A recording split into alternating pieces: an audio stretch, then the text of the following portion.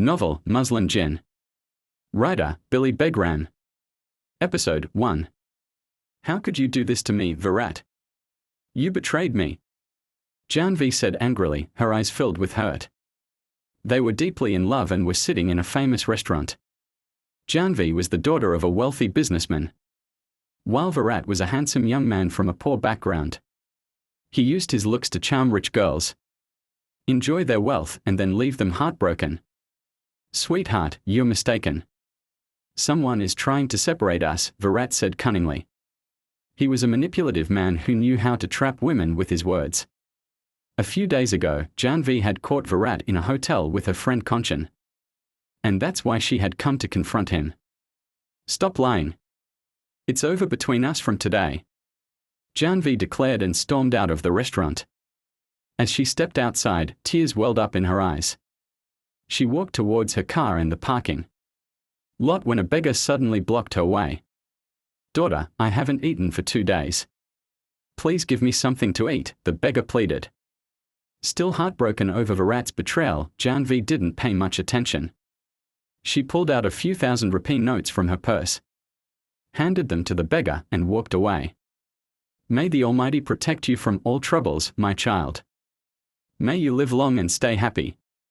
The beggar was overwhelmed with joy and showered blessings upon her.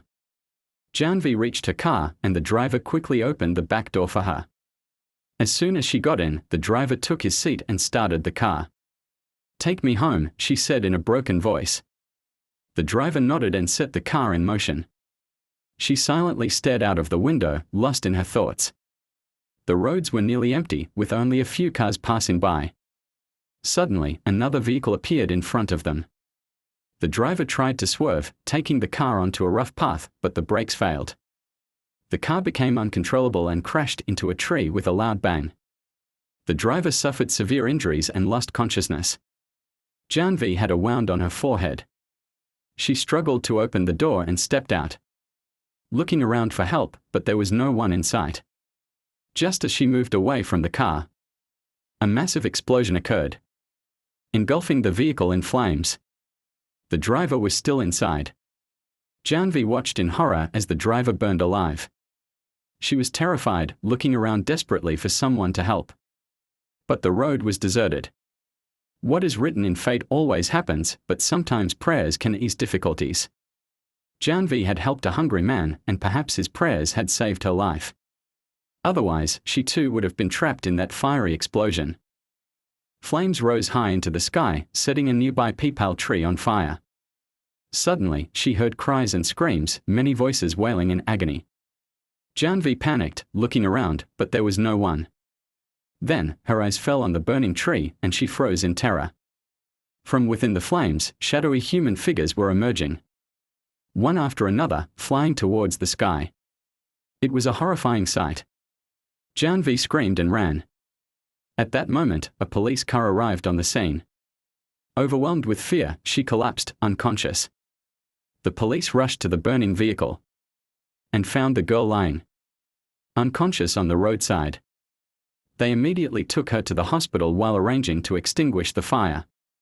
Janvi was the only daughter of Sunita and Shankar. They adored her immensely. Their constant pampering had made her stubborn. Shankar had given Janvi complete freedom. They lived in a grand mansion with many servants, so there was never any trouble. Money was never an issue. Janvi spent more time outside than at home, attending lavish parties every other night. Despite all this, Shankar and Sunita never reprimanded her. When Sunita and Shankar learned about Janvi's accident, they rushed to the hospital, panic-stricken. They found her unconscious, while the driver had succumbed to his injuries. His body was kept for a post-mortem. Shankar felt deep sorrow for the driver's death. The police were eager to take Janvi's statement, but she had not regained consciousness yet. When Janvi finally woke up, her head throbbed with pain. She held her head, trying to steady herself.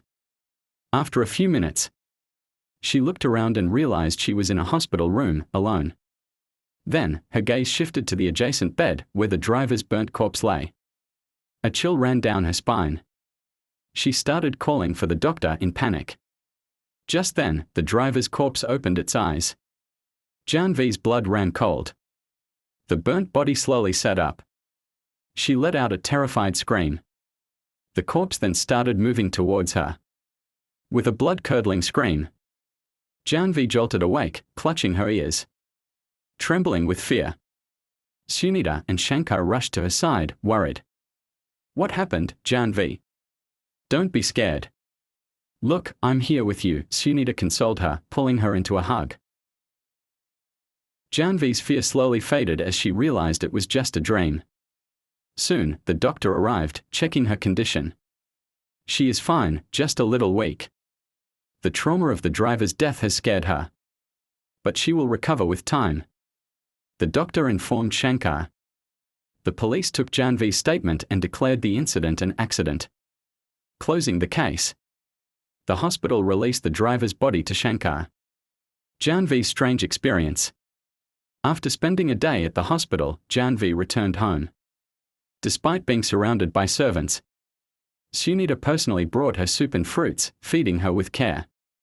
Since the accident, Janvi had become unusually quiet. She barely spoke and spent most of her time in her room. Shankar and Sunita assumed she needed rest and didn't pressure her to talk.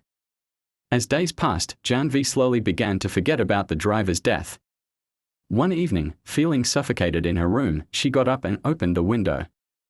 Cool air rushed in, giving her relief. As she stood there, a soft, distant sound reached her ears, the call to prayer, azan. Shankar's residence was in an area that, long ago, was home to both Hindus and Muslims. However, frequent disputes over prayer times led to a division.